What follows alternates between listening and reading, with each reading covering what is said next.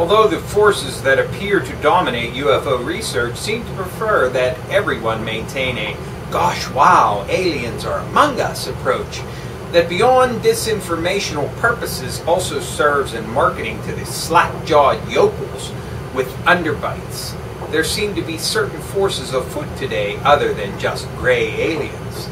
Although thus far we are only able to evaluate circumstantial evidence of UFOs being connected to human occupants rather than aliens and the military, there are a number of accounts of the military attempting to infiltrate public UFO research organizations, apparently in an attempt to monitor and disinform the field, and to delude the public at large on the subject of UFOs. That's from Saucers of the Illuminati by Jim Keith. This is an Adventures Unlimited press book. Hello and welcome to another edition of the Stench of Truth. It seems that Leon Panetta and the head of the FBI, along with the, I guess, what would you call him, the terror czar? There are so many other fucking czars in this administration. What's one more, right? All are coming out with the assertion that a terrorist attack on the United States by Al-Qaeda is likely. And the terror specialist himself says that it is almost certain. Now, this is contingency planning, my friends. Contingency planning. Should the steamroller of change in this country fail to perform up to expectation, should Obama collapse utterly before his agenda is fulfilled, should things go awry on the global plan, then this is a contingency. Now, learning from 9/11, they're going to announce that this is going to happen prior to it happening. Even though, let's just leave 9/11 aside for a moment as far as trying to explain all of the things involved in that conspiracy. And let's just say, in relation to this, what we know. And that is that from what has been released to the public, which is certainly not the full picture, we know that they were talking about this type of thing well before it happened.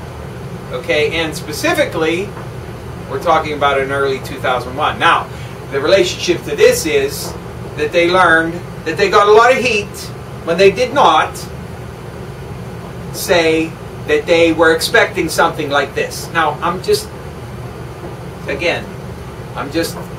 taking it from the position that 9/11 happened, not going into the conspiracies behind them letting it happen, them causing it to happen, etc.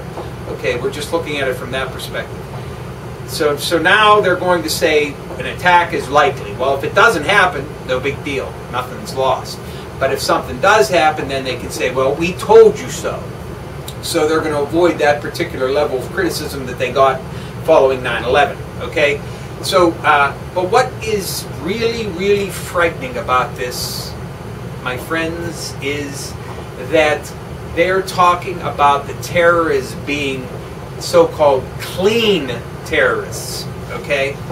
Not only is Al-Qaeda a sham, not only is Bin Laden dead, or holed up somewhere where we know exactly where he is, crippled and practically dying, totally useless, can't run a terrorist organization because he is not capable physically of doing so, because he is either incapacitated or dead. I vote for dead. I think he's been dead for years, okay?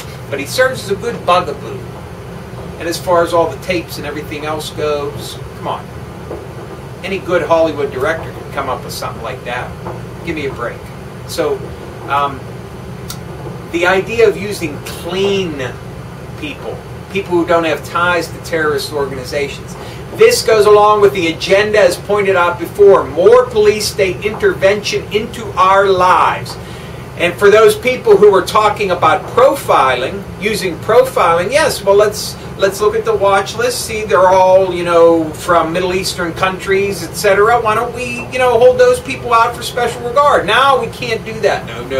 No, because they're going to start using clean people, which means you and me and everybody else. So that means more intrusive police state tactics, all for a fiction. A fictional man running a fictional CIA cutout organization supposedly going to launch another attack in the United States. Well, have no doubt, my friends, that an attack is planned. Whether it's carried out will depend on a number of factors. But one is planned, and it's not being planned by the dead Bin Laden or the fictional Al-Qaeda. I can tell you that right now. So, be very aware of that and understand that that is a complete justification and explanation for exactly what I said about intrusive police state tactics into our lives being necessary, rather than holding people accountable, rather than doing what is needed to be done. Now they're going to target everybody. And they're saying it right there. And that was the plan all along. Now, in closing, I want to say a couple things very quickly. One, after the State of the Union address by the President, he mentioned some things that are very important, at least to me. New energy production being number one. So if you care about spurring economic development, and if you care about increasing energy production in this country, you have to embrace nuclear. You have to. And since he mentioned it, let's put his fucking feet to the fire and let's contact our legislators and tell legislators and tell them to get on the fucking ball with it. President says he wants it. I don't believe him, but he says he does. So let's see. Let's push for it. Okay? The next thing is Bernanke. He was reconfirmed. Do not take this as a bad sign, and do not slacken in your efforts to get this scum out of office, because 30 votes against is the worst anybody has ever done for that job. And we can use that because he is still politically vulnerable. So keep at it. And finally, Timothy Geithner. Stay on him. He is incredibly vulnerable. And I think you may have seen, and I hope for the sake of anybody's fucking intelligence, that Obama's going out of his way to embrace him prior to the State of the Union address was a Judas kiss, preparing to dump his ass.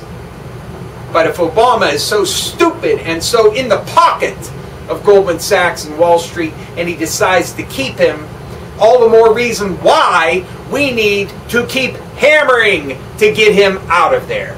So, take heart, my friends. 30 votes against Bernanke is an excellent result, and it's something to work with. And remember, you were the target all along, not Islamic extremists. So when they put a camera in your front door to watch you all the time, you'll know why. 1984 has arrived. Thank you.